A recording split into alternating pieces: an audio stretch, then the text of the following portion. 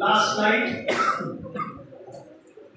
এত কিছু তো বললাম, কিন্তু দেখা গেছে যোগ ব্যায়াম করলে, ফিট থাকলে, চর্বি কমিয়ে রাখলে, শরীর যদি ফিট থাকে, সুগার প্রেশার ছাড়াও ডেইলি যারা এক্সারসাইজ করে তাদের কিডনি সহজে খারাপ হয় না।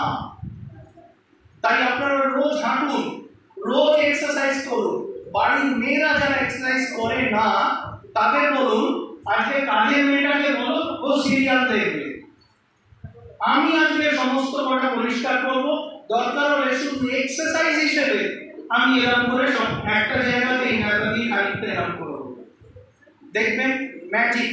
সবচেয়ে লাভ কি হবে? ফিট থাকবে, কিডনি খারাপ হবে না।